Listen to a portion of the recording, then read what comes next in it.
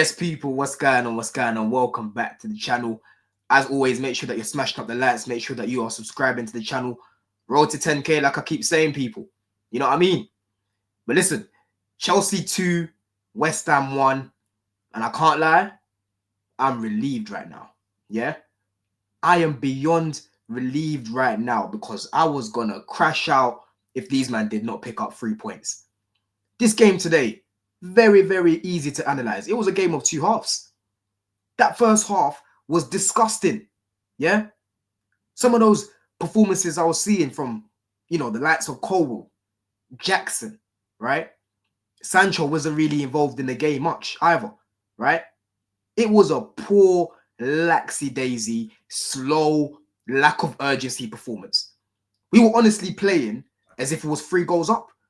And I was struggling to understand why, right? You're playing against a low block.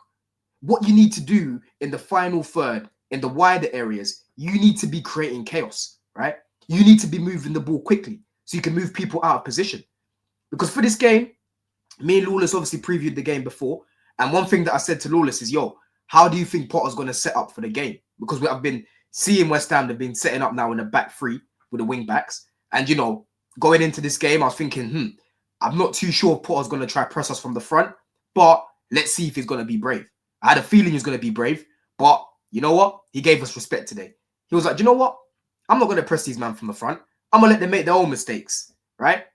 Every single game, there is someone in this team that loves to make mistakes, blood. Yeah? And before we even get to that bit, in the first half, it was only really Enzo Fernandez that was seen with any sort of urgency. He was getting the ball quickly, just popping it off, playing what he sees, right? Everyone else was quite poor. Palmer was dropping deep, taking a little bit too long on the ball. Caicedo, to be fair to him, was breaking up play, but again, was he really doing anything? Reece playing at the back wasn't really creating much. There was a few times where he sort of lobbed it across, like over the top to Jackson. But Jackson's touch today, this guy was struggling to hold up the ball. Things that he's good at doing, he's just struggling to do right now, right? And that shows me that this is a guy that is not confident right now at all, yeah? This is why I would have loved to have brought in a striker this window to take that burden off of Jackson because he's drowning. I keep saying this week after week for the past 8 game weeks now because it's now going into the 8th game where he hasn't scored a goal, right? He is drowning at the minute, yeah? And we'll talk about the second half because Maresca, thank God today you were proactive. Thank God today you were proactive, bro. It took me back to you at the start of the season, bro. You were so proactive at the start of the season. Fair enough, we had most guys fit. So, when you're looking at the bench, you've got the likes of Lavia and that. You can bring these guys on. You can make changes earlier, right? But even so, we've still had good enough options on the bench for you to be a little bit braver, to be a little bit more proactive, right? But before we even get into the second half, Colwill, yeah? He was so shaky in this game, right? Because all West Ham were doing was, like I said, sitting back off of us, waiting for us to sort of get the ball, and at any moment trying to pounce, right? And that's exactly what Kudus was doing. It's very clear that Potter said to Kudus, stick onto Colwill because this guy does not like to be grabbed up, does not like to be pressured, does not like to be pressed. Because shortly before he made the mad mistake that he did, he nearly did something similar, but he's lucky because Kudus fouled him, right? If Kudus didn't touch him, that would have been him giving Tosin a hospital pass, and Bowen now is one-on-one with Tosin. And you already know Bowen's got tech, bro. Bowen can go past the man, skip past the man, drop his shoulder. He's got a very good finish on him. For the goal that he scored, I'm sorry, Jorgensen can't do anything there, bro. He's hit that clean and it's gone bottom bins. There's nothing he can do there, right? But that was a warning sign from Colwill there. Switch on. And then what happens shortly after that? He gets in the wide area with Kudus, yeah? They're both grappling with each other. There was no foul there, yeah? He passes it back, basically a through ball to Bowen, playing it to nobody, basically a through ball to Bowen, clean finish, right? And then you go and start complaining to the ref. It was not a foul, bro. His temperament right now is really, really annoying me. He needs to grow up because this is someone that I look at sometimes. I'm like, yo, this looks like he could be a leader in the future because he leads from the back at times. But then you look at games like today and you see his age, bro. Immature performance from him today. So shaky. Straight away in the second half, the ball came to him in the air. It's like he didn't want to, head it out. It was such a poor header. Every time the ball was going to that side, I felt like something was going to happen. Today, I just felt like Cole was on some sabotage shit. I felt like he was on some spy shit, yeah? Because I've seen Chelsea right now have got 10 mistakes that have directly led to goals, yeah? 10 mistakes. It feels like every single week, someone's going to do something mad at the back. Against Bournemouth, it was Lavia giving the ball away, right? Against Man City, it was Sanchez doing a madness, yeah? Against Wolves, it was Sanchez again doing a madness, right? I can think of so many examples this season where it's been just a stupid mistake, and then before you know it, we concede. I don't really see many teams cutting through us like last season with Poch. Last season, every set piece was a goal. Last season, most attacks are going to go in, bro. It's going to be a cutback. It's a goal. This season, I'm not really seeing much of that. I'm mainly seeing individuals not concentrating and doing some stupid bozo shit at the back. I'm so happy that it didn't cost us today, but honestly, bro, that is not sustainable. We're going to drop more points this season from people doing this. And that's where it comes to experience, right? That's where it comes to immaturity in the team. That's why I don't want these guys to keep buying all these young players right now and not bringing ready-made players for the team. I've been consistent in my take from the get-go. I don't mind these guys buying these players that they're going to flip as long as you are still invested in the first team. I've always said this. If you're going to buy these players to flip and you're not invested in the first team, miss me out with that shit. I don't want to see that shit, bro. I think it's a smart business model to be paying, 5 million for these players before they blow up, like Caicedo. Man United could have got Caicedo for like 3-4 million. When they're paying 115 million for this guy, right? So I can see the logic around getting these gems, yeah? But make sure that you're investing for the first team. Otherwise, you're consistently going to have these stupid growing pains where players like Colwill haven't got leaders around them to guide them and teach them, and they'll consistently make mistakes like today, right? He didn't have a Silva next to him today to calm him down. I know Tosin's experienced, but Silva's been there, done it, won it all, bro. There's levels to this. You're talking about a world-class legend, yeah? There's levels, bro, yeah? Poor from Colwill today. Like I said, poor from Jackson today. Sancho, not that effective today, yeah? When you're playing against these low blocks, that's why it's nice to have a profile like a Mudryk, right? I'm not saying Mudryk specifically because people are going to be like, why do you keep talking about Mudryk? Bro, I'm not talking about him specifically. I'm talking about a profile like him that can stretch the pitch. Because you saw straight away in the second half, he takes off Jackson. He brings on Mark Guiu, right? He brings on Pedro Neto as well. He takes off Reece. He brings on Gusto. He brings on Nkuku.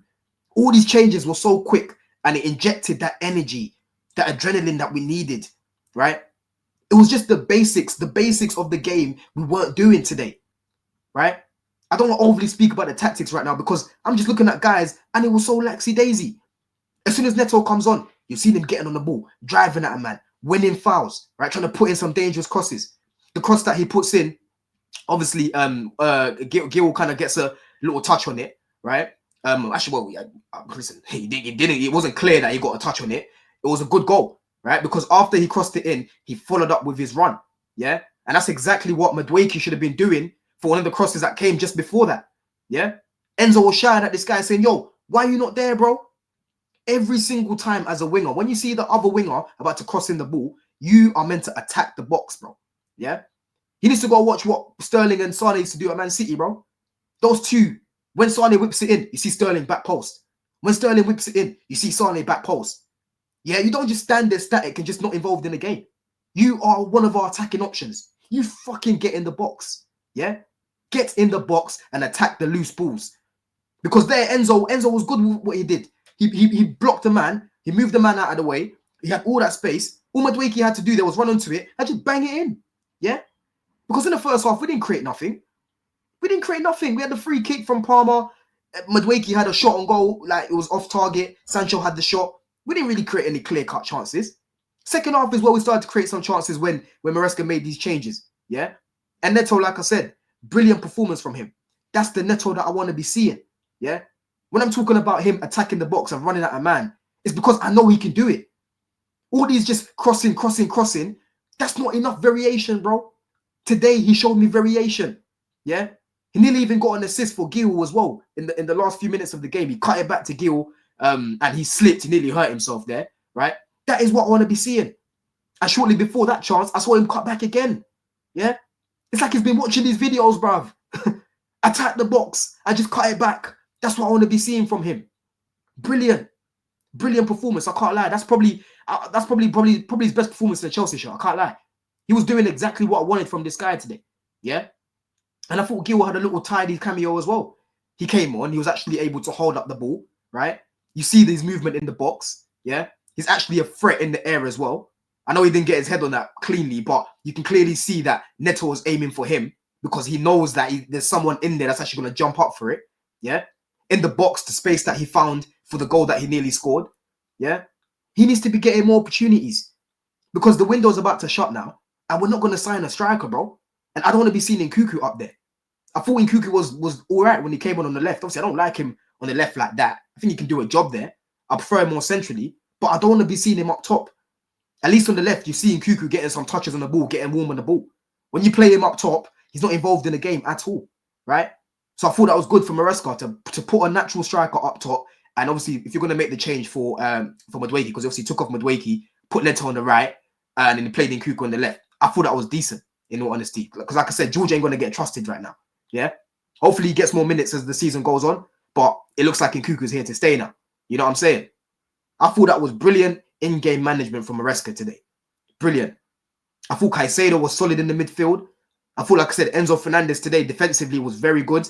You know what I mean? Tossing that block that he got in the last few seconds of the game. Yeah? That is a goal-saving block, bruv. Right?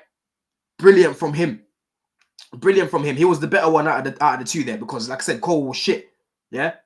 Cucurella was you know, okay today, doing what he usually does, being a pest. There was a few times where he gave a few loose balls. He was okay, I guess, right? But today, so happy with Pedro Neto, man. I'm so happy with him, right? And I'm just hoping that this performance today in the second half, especially from the guys that were on the bench, will make Maresca start to trust these guys a lot more. Because our squad, the past, you know, however many games it's been since we've been dropping points, it hasn't been utilized correctly, bro. He's been running these guys into the ground. Yeah? The window's about to shut. There's no one else coming in apart from this midfielder. Right? Make sure that you use the squad. But listen, massive 3 points, man. We needed those 3 points because now we are back into the top 4. And yeah, we're 2 points above Newcastle. Let me even check this right now, yeah, because let's see. So, okay, we're on 41 points. Yeah, we're 2 points above Newcastle, 2 points above Man City. 16 goal difference right now as well. And we're still behind Forest, but listen, it is where it is right now, isn't it? We've done our job. That's the least that we can do. Everyone around us dropped points. So we've got to keep going, bruv. We've got to keep going. But listen, people, let me know what you think about my thoughts. Blue Diaries tomorrow. Make sure that you lot tune in. 6 o'clock is going to be a good one, man. Finally, we're doing it after win because last week, that shit show of a performance against City was a disgrace.